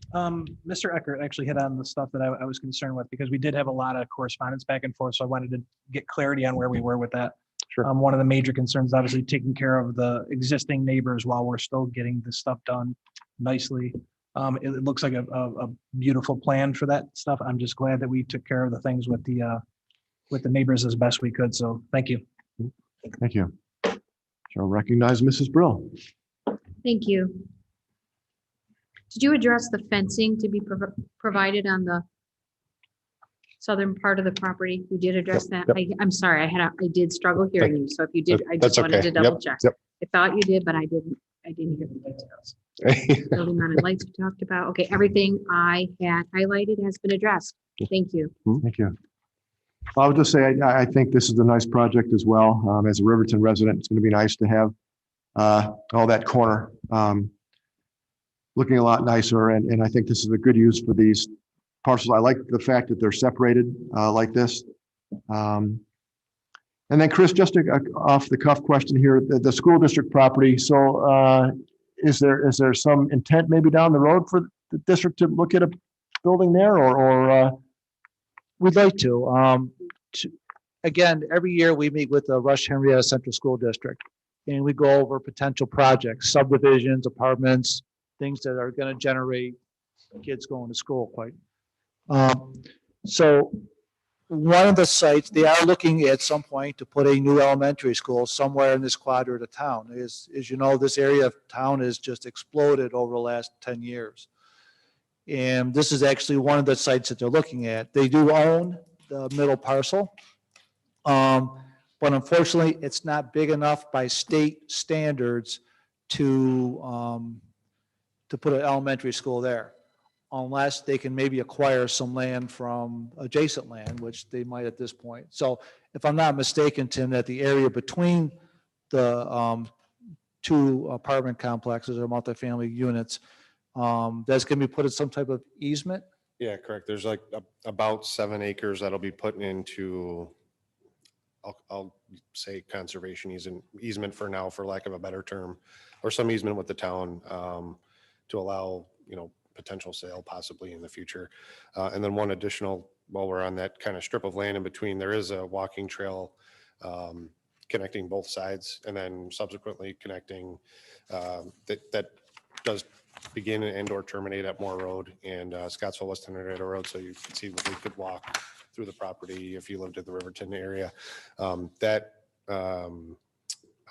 trail, we're going to reserve an easement over that trail back to the developer so he can maintain and so on and so forth. But yes, Chris is right. That 7 acre strip in between will be in an easement. Okay, very good. Thank you. And will that be enough for the school?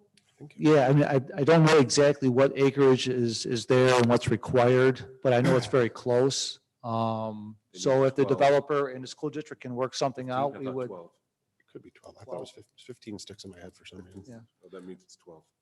Okay. Yeah, so they're very close, but they're just not quite there yet. So we're hoping that some eventually deal could be reached between the two so that at some point in the future, when the time comes, they could put an elementary school there. Good.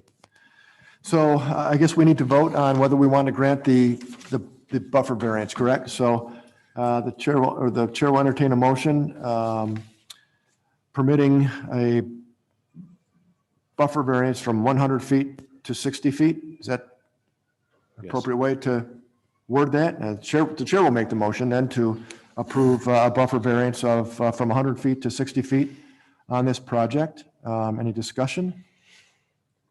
Do I have a second? Second, sir. Mr. Eckert, thank you. All in favor, say aye. Aye. Aye. All opposed, say nay. In the opinion of the chair, the motion carries. The variance is approved. Mr. Chairman, did we get a little feedback? I know the county has greatly weighed in on traffic, especially at Scottsville West and Erie Station. What was the outcome of that? I know that they've proposed a couple of different fixes. So the letter from the county DOT stated that basically they're going to keep an eye on the intersection as further development occurs in this area. And 2 of the potential recommended mitigation measures, should they be warranted in the future, would be a 4-way stop and or a southbound right turn lane from East River Road onto Scottsville West Henrietta Road. So those were the 2 potential fixes. Okay, I thought that they committed to the stop sign. You don't believe so? Okay. I think it was kind of a keep an eye on it and do it in the future. Okay, all right. I know that they weighed in. I just wanted to make sure that was prevalent. Okay. I know that was a concern to the residents, so. Okay, the chair will entertain a motion. Mr. On Chairman. the project itself. Yes, Mr. Eckert. I'll put forth a motion to approve Application- take a look at the application number. Application number 21005 for final site plan approval. Thank you very much. You have a sufficient second? Second. Mr. List, thank you. Discussion? All in favor, say aye. Aye. All opposed, say nay. In the opinion of the chair, the ayes have it. The motion carries. Congratulations. Thanks, everybody. Mr. Chairman, if I may. Yes, Mr. Probably Martin. many of you don't know this, but tonight is Mr. Harris's last presentation to this board. He is actually moving over to the Monroe County Department of Transportation. So I'd Congratulations. like to say it's been a pleasure working with Tim over the years, and I'm sure we'll certainly work together on other projects, but Maybe you certainly can good fix luck. this intersection. When do you start? Maybe eventually, When do you start, Tim? the 17th of May. Great. So. Yeah, Congratulations. Good luck. Thank you. Thanks to this Best board of luck to for, you. thanks for this board for putting up with me for so long. And That's an Chris, understatement. Chris, thank you for that. I I appreciate never that. did learn how to flip my pen though. I can show you. Jess has taught me a thing or two, so. And apparently I can't speak into a microphone. Still can't figure that out, but. That was Just gotta always get you an always extension. entertaining Yeah, to see just him a- do that with his I pen, know. you know, it's thinking. Thanks, everybody. Have a good Thanks, night. Have a Tim. good night. Thanks, Tim. Okay, board members, next item is a discussion item, Middle Road Mini Storage. Planning Board to consider granting a 6-month extension of time for application number 19-010. This project was originally approved on May 14th, 2019, with a 6-month extension granted on April 29th, 2020, and then on November 10th, 2020, with an expiration date of May 14th, 2021. This was, let's see, we had green onion, blue frog, what was the other one that was up there? We had like 3 of these things, Salty right? melon, is that what this is? Salty Salty melon, that's what it melon. was, yeah. Salty melon and this one, but anyway, yeah, I guess we had to extend that one too, didn't we? This But is the anyway, one closest to the throughway, correct? I think so, yeah. we do have the future owner here. Did you want to say a few words at all, or just? If you like to, yep, you're just granting an extension, correct? Yeah, my name is David Turner. I'm the property owner right now. We are working on a sale of the property. Chris Martin has been involved with that. This extension is just, I'm working with Link Swedrock at BME. We were unaware that these setbacks were expired. So we're just getting that extension so that we can move forward. Really the delays were with COVID, and so we expect to move forward, so. Good. Well, thank you very much. Yep, we appreciate it. The chair will entertain a motion. Can I just ask a question? I want to make sure I heard you right. Dave Turner, the property owner, and you're working at selling the property. Yes, I currently own the property. A gentleman by the name of Kyle Fitzpatrick, who has met with us, it will be purchasing this property to do the exact same project. Okay, so he's not who came to us initially? Was it you? Okay. Yeah. Thank you. Yep. Thank you. Yeah, so I'm here as the owner just to make sure that if there was any questions. Thank you. Gotcha. Thanks for clarifying. Yeah, no problem. Motion to grant a 6-month extension for this project. Mr. McIntyre, thank you. Mr. Borkowski, thank you. Discussion? All in favor, say aye. Aye. All opposed, say nay. The opinion of the chairs, the ayes have it. You've got your extension. Thank you very much. Thank you very much. Thanks for staying with us. Yeah. Sorry, show up like this. I was hoping to coach baseball. So I ran over. Appreciate it. I know, I'm trying to figure out what the rock hounds are. So yeah, Rush Henrietta Athletic Association. So that's their travel team. So my son's plow. Oh, I never heard of that one. You guys know David Moriarty? Oh, sure. So yeah, he's the coach of the team. So I get to do everything he tells me to do. okay. Very good. I've been meaning to reach out to Dave due to the lackluster performance of the Yankees and just checking in on him, making sure he's okay. I noticed your shirt, and I will let you know that I wear that to games, and my son has to run laps because of that. So your son doesn't have to run laps anymore. Thank you very much. Thank you. Okay, board members, last item, discussion item, Premier Packaging, Planning Board to discuss revisions made to the building footprint and square footage for application number 20-014 that previously was slated to be Veritiv. The project to be located on Wiregrass Parkway in an industrial zone district. So Veritiv is not going in there. Chris, it's a there he is, I'm sorry. Reduction in square footage, so. Yeah, so this, if you remember, a couple months ago, this got approved by the board, and it was under Veritiv, excuse me, and because of the tenant pulled out, quite honestly. So the Froist Development looked into getting this new tenant, So this is really kind of a modification to the existing building. Existing building was about 225,000 feet maybe. And this is like it's 125,000. So it's a smaller building, smaller footprint, but kind of similar location. Yep. What we're passing around right now is the applicant dropped off some building samples and colored rendering. So you can take a look at that.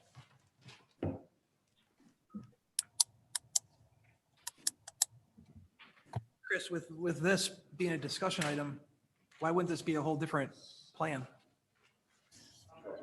Why wouldn't this be a whole different plan instead of a discussion item? It sounds like there's a. Thanks. Again, it's Chris Martin, Director of Engineering and Planning.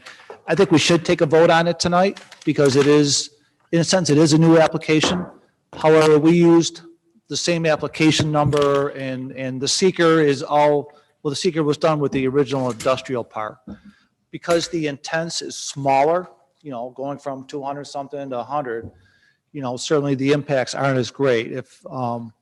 So I think there still should be a vote on it tonight. Yeah, but Are we being, going for an approval? For approval, that's correct. being smaller is only part of our purview, though. A lot of it's the actual plan itself. I know you're giving us materials and all that kind of stuff, but this Right. is, you know what? I generally defer to you because you know what you're doing, but I think this is a weird one. I don't recall ever having a discussion item where it was a major change. Yeah, and I think that's why we wanted to bring it before the board again. And that's why, of course, the building elevations are going to be different. And that's why the applicant submitted the building elevations to review. I don't think the plan changed dramatically. The building orientation, do we still have a setback off the Right. loading docks, or did that go away? Yeah, still some variances that I believe they still have the same variances that they had before. So again, it's very similar, Orientation Matt, and but it's parking just lot, and a lot of smaller. that's kind And of. I do remember this plan. So basically, it's very similar to what we approved. It's just smaller. Right. Which generally.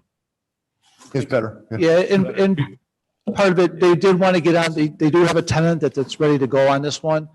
So instead of waiting the 30 days that we normally use, we were able to cut off 2 weeks off their schedule for them. So, we're trying to get a tenant in the ground or a parcel started, and that's the other reason why we felt we could do it as a discussion item.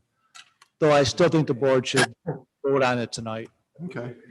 Hey, Chris, this is Mike at BME. I don't know if you guys can hear me. Mike. Yep, I'd be happy to go through the updated plans if you guys want, and try to explain what hasn't changed and what has changed, so to speak, versus from Veritiv to this new updated plan for Premier Packaging. Okay, yeah, thank you. That would be helpful. Sure. Just for the board, like I mentioned, I'm Mike Bogajewski at BME. I know Rich LaCroix from LaCroix Builders is here, and I know we got Peter Vars from our office is on also. And like Chris had mentioned, the plan is very similar to what was originally approved with the Veritiv plan. But like he said, Veritiv decided not to move forward, but luckily Rich was able to secure a new tenant, Premier Packaging. But they don't need as big of a building as Veritiv needed. So this new building is not much, but slightly smaller. It's at 101,250 square feet, and the Veritiv building was just over 200. And if you look at the layout of this new Premier Packaging site plan versus the old Veritiv site plan, it's very similar. The building orientation is the same. Parking is still located on the south side of the building with north facing left. It's rotated. The loading dock area is still on the east side. We still are providing the same fire access drives that come around the north side of the building and the west side of the building. And with still a single entrance on the Wiregrass Parkway. We did shift the entrance on Wiregrass Parkway just slightly, just because the overall footprint of the site, parking and loading dock and building obviously decreased. So we were able to shift the entrance a little to the east just to help with grades out a little bit. This new building still meets all the required lot standards and setbacks. Like Chris had mentioned, I think when we were getting started, the zoning board did grant a variance back in January for the Veritiv project also, that allowed the loading dock area to face the frontage of the site facing the road. And that hasn't changed. That hasn't changed with these revised plans. And as you can see on the rendering, one of the things that we had talked about with the Veritiv approvals was providing berms and tree plantings to help buffer that loading dock area. And we're proposing the same thing here with these updated Premier packaging site plans. Still proposing to do berms with tree plantings. Just now we have a little bit more room, so we can enhance that berm and tree planting area on both sides of the entrance and on the east side of that loading dock area also.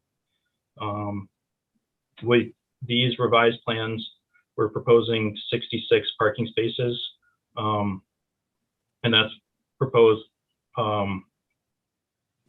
basically working with Rich for what the tenant needs are, and then proposing to land bank the remaining 200 required spaces.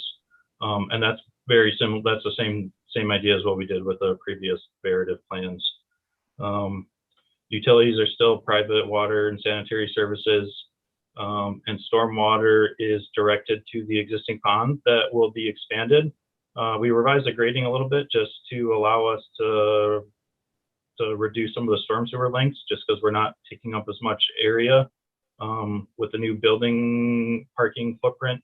So we're able to kind of reshape the pond a little bit just to work better with this reduced footprint for this new building. And we still have the same orientation of bioretention areas on the south side of the parking and on the east side of the parking of the loading dock area, allowing that drainage to run off into those bioretention areas for treatment before it gets conveyed to the pond. We will be submitting a administrative re-subdivision application to the town.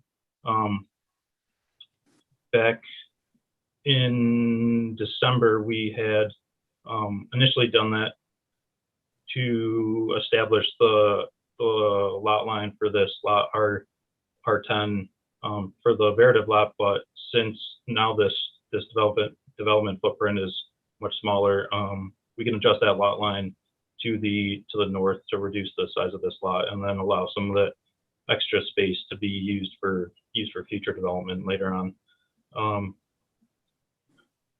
We did get some comments from Chris Martin and Stantec for the landscaping. There wasn't really anything there that we can address. Chris had noted one item just to kind of cover with the board regarding the transitional buffer to the residential district to the west. And we were now with this, obviously with this smaller footprint, we've reduced our distance to that residential district and the western property line with this new development also. So versus the Veritiv site plans. And then with that, we'd have to answer any questions the board may have. Hopefully that helps to kind of clarify what's going on here. Thank you very much. I've just got a quick question regarding truck traffic. Is this business going to generate more truck traffic in this site, or less, or about the same that Veritiv was going to generate, do you think? This is Rich. This site here, or this use will be much less, but I'm going to say it's less than half of what Veritiv was. Okay. Yep. It's much less loading docks also. I believe Veritiv had like 27 plus or minus loading docks, and this building, as you can tell just from the rendering here, there's much less truck loading docks on the east side. Great, thank you. Open it up to the board. Mr. Borkowski? Okay, Mr. Liss? I'm all set, Mr. Chairman. Mr. Eckert? A couple of quick questions. Mike, you mentioned the curb or cut changing. Yeah, we shifted it to the east just to help with the grades, because obviously where the Veritiv entrance was coming in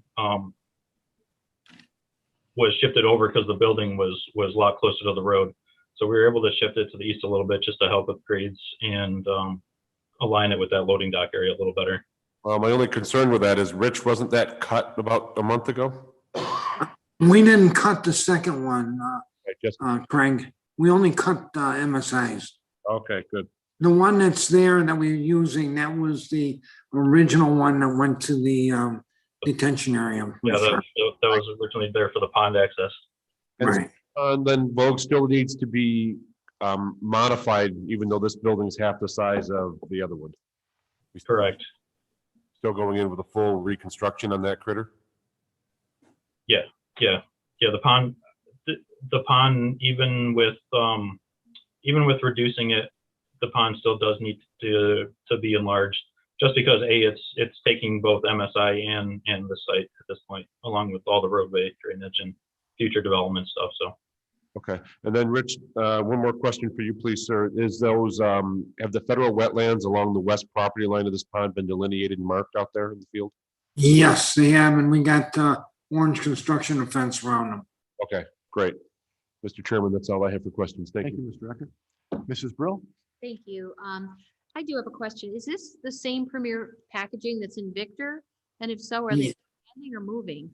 Yes, it is. Yeah, Patty, it's the same one. They're off of School Street, I think, behind the post office.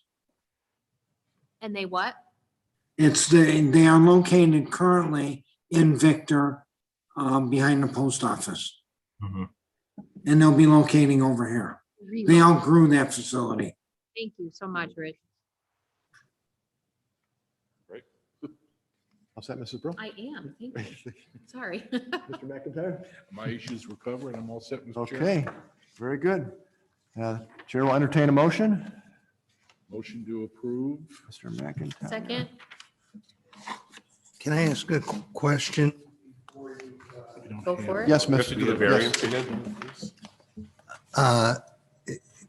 As far as the administrative re-subdivision, that's just moving one of the lot lines and making the lot a little smaller, leaving more room for development elsewhere? Yes, that's what, because I can't remember exactly, but we made the building quite a bit smaller. So the lot line went, and I can't, Mike, it went to the north X number of feet. Okay, and there are not any variances to that lot line, is that correct? That's correct, yeah. That's correct. Yep. That's correct. And as far as the 100-foot transitional buffer, is there, you made mention of it, it's, you don't need as great a reduction, you don't need any reduction, or you need the same amount? We don't need as great a reduction with these updated plans. The Veritiv plans originally had the proposed land bank parking coming within approximately 20 feet of that property line abutting the residential district. We're now over 50 feet at 51 and change. Additionally, with the original Wiregrass approvals, the original subdivision plats that were filed noted the approval of a 50-foot residential buffer to that residential district, and now we're outside of that 50-foot buffer limit, basically. So this board, if you can give us the dimensions, the board should change the buffer for this approval. Yep, we would be at 50 feet. What was that, 50 feet, 50? 50, yep, correct. What's on the subdivision? And previously it was at 20? With the Veritiv plans, it was at 20, yeah. Okay. All right, so you're, So So that you need a 50-foot buffer and scrap the 20-foot. So there could be other development in there. Does a variance go with the application? The variance, generally, I don't know how the variance was particularly granted in this case at the zoning board, but as a general rule, the variance runs with the land. And it's my understanding the variance was for the location of the loading docks, which side of the building? Is that where it was? That's what the variance was for, correct? Yep. So, it's just the building inspector could tell me differently, but in my opinion, that variance should stay and they should be able to locate those docks where they originally planned to for Veritiv. Okay, and just for the record, this is the planning board attorney, Daniel Mistrella. So Dan, so we want to make a motion to potentially approve.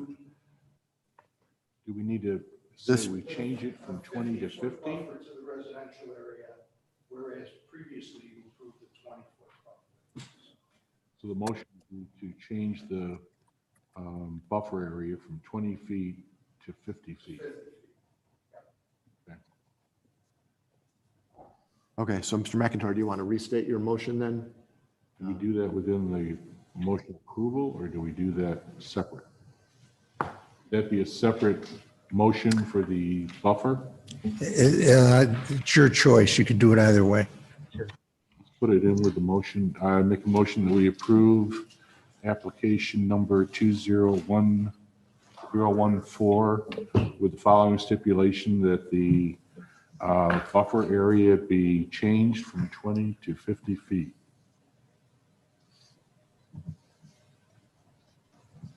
And I maintain my second. Thank you. Mr. Bros, a second. Thank you very much. Discussion? All in favor, say aye. Aye. All opposed, say nay. The opinion of the chair, the ayes have it, and the motion carries. Thank you very much. Yep. Thank you very much, everybody.